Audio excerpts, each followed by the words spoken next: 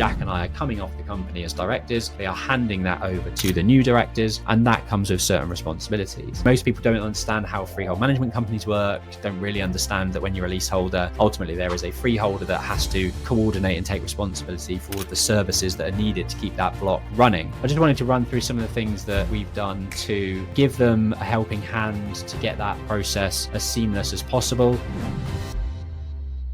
Handing over a freehold management company.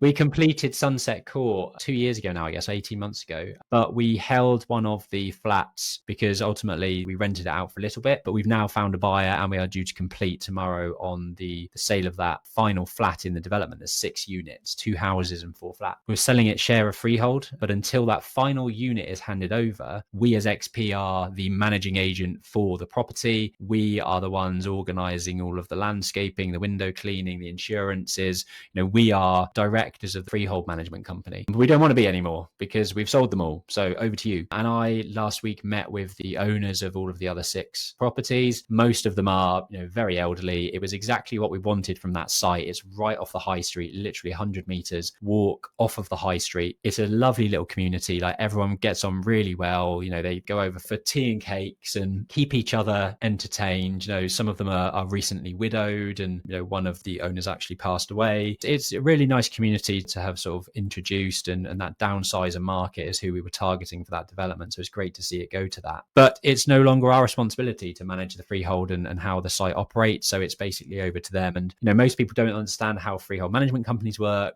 don't really understand that when you're a leaseholder, ultimately there is a freeholder that has to coordinate and take responsibility for all of the services that are needed to keep that block running. But most people just don't want to know or aren't involved in the process. To have a share of freehold gives control over to the 6 tenants, but it also comes with responsibility. So I just wanted to run through some of the things that we've done to give them a helping hand to get that process as seamless as possible. I think we've made a few mistakes and we haven't been as good as we could have done. So this was a good test case for us, and hopefully you can take some of these things away and learn from them. Very early on, we have a service charge breakdown, a schedule of service charges. So even before buying the properties, a solicitor is going to ask you for a service charge breakdown. What are the expected costs? How is it broken down? Where's it all going? What management costs are in there? What accountancy costs are in there? How many times, or what's the cost of cutting the grass or cleaning the windows? All of that needs to be broken down and handed over to your solicitor so that the incoming buyer knows what to expect in terms of where their money for service charges goes. And it's only ever an estimate at that point. Ultimately, what happens after the 12 year is over, you'll actually calculate the actual spend and then reimburse or ask the owners for more money to cater for the extra spend in the service charge. But everything is basically paid for up front and then it's recalculated at the end of the year. So make sure that your service charge budget is up to date, that everything can be substantiated and verified. And if you've got to the point where the end of the year is up and you have charged for all of the services, the likelihood is that the buyers are going to want receipts and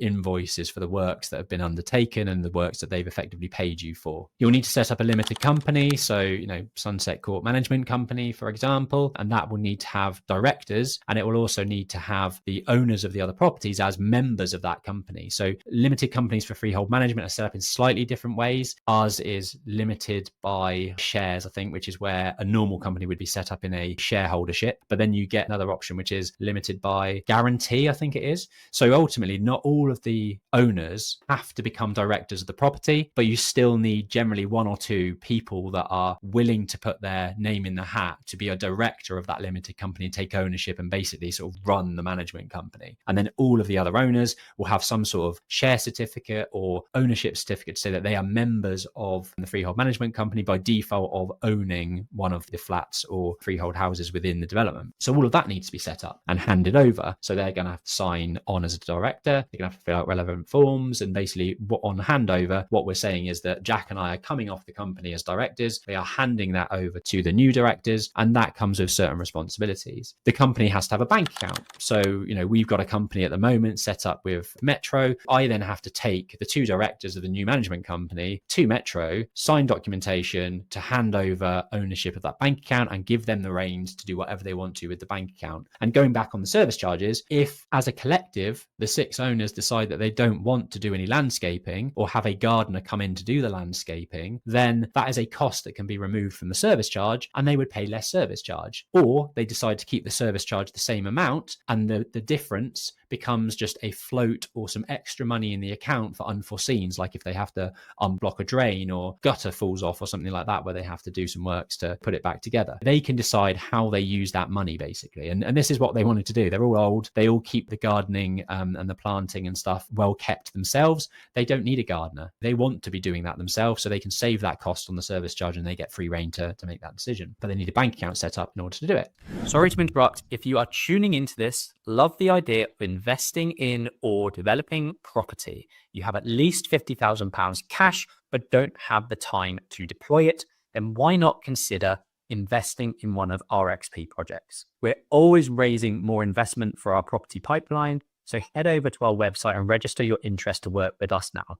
Back to the video. The meeting that we have needs to be minuted in terms of the things that were discussed and then sent over to all of the owners. And ultimately, if there are any important board meetings or directors meetings that have happened up to that point that outline some of the key decisions that have been made as part of the management company when we owned it, then we should also hand over that information so that they have a backlog of some of the decisions that were made. Maintenance and snags, they're going to need a list of all of the ongoing contracts that you may have. If you have somebody come out to grit the car parking area in the winter or clean the windows, if there are contracts that have been signed that is a 2 or 3 year contract, they're going to need the details of that because they're going to be taking over that communication and coordination of those services. So making sure they've got a long list of all the things that are happening as part of the service charges, all of the contacts with the people that are currently doing it. They're free if they want to cancel those contracts and go elsewhere if they really want to, but they need all that information to start. One of the issues that we've had is that we've been dilly-dallying. There's no mistake. Like, we knew that there was some work that was needed to be done on some of the fascias and gutters on the site.